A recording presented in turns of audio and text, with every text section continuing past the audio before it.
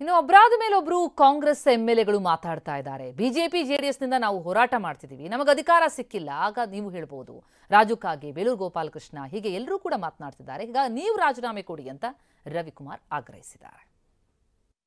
BR Patil ನಿಮ್ಮ ಜೊತೆನಲ್ಲಿ MLA ಆದಂಥವ್ರು, 5-6 ಸಾರಿ MLA ಆಗಿರ್ತಕ್ಕಂಥವ್ರು. ನಾನು ನನ್ನ ಹೇಳಿಕೆಗೆ ಬದ್ಧವಾಗಿದ್ದೇನೆ. ಆ ಹೇಳಿಕೆಯನ್ನು ನಾನು ವಾಪಸ್ ತೆಗೆದುಕೊಳ್ಳೋದಿಲ್ಲ. ನಾನು ಸರಿಯಾಗಿ ಹೇಳಿದ್ದೇನೆ ಅಂತ BR ಪಾಟೀಲ್ ಹೇಳ್ತಾ ಇದ್ದಾರೆ. ಏನು ಹೇಳ್ತೀರಿ? ನಿಮಗೇನಾದ್ರು ನೈತಿಕತೆ ಇದೆಯಾ?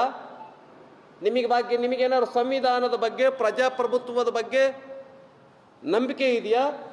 ಇದ್ರೆ ರಾಜೀನಾಮೆಯನ್ನು ಕೊಡಿ. ನಮಗೆ ಹೇಳ್ತಾ ಇದ್ರಲ್ಲ 40% ಕಮಿಷನ್ ಗೌರ್ಮೆಂಟ್ ಇದು BJPದು ಅಂತ. ನಿಮ್ಮದು ಎಷ್ಟು ಪರ್ಸೆಂಟ್ ಗೌರ್ಮೆಂಟು?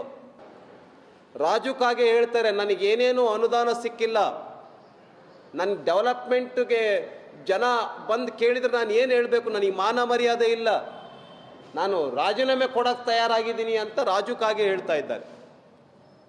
ಬೇಳೂರು ಗೋಪಾಲಕೃಷ್ಣ ಹೇಳ್ತಾ ಇದ್ದಾರೆ, BR ಪಾಟೀಲ್ ಏನು ಸ್ಟೇಟ್ಮೆಂಟ್ ಕೊಟ್ಟಿದ್ದಾರೆ ಅದು ಕರೆಕ್ಟ್ ಆಗಿದೆ. ವಸತಿ ಇಲಾಖೆ ಸಚಿವರಾಗಿರ್ತಕ್ಕಂಥ ಜಮೀರ್ ಅಹಮದ್ ಖಾನ್ ಬಹಳ ಕರಪ್ಟ್ ಮಿನಿಸ್ಟರ್. ದುಡ್ಡಿಲ್ದೇನೆ ಮನೆ ಸಿಗ್ತಾ ಇಲ್ಲ ಬಡವರಿಗೆ. ದುಡ್ಡು ಕೊಟ್ರೇನೆ ಮನೆ. ಮನಿ ಹೈತೋ ಗರ್ ಹೈ.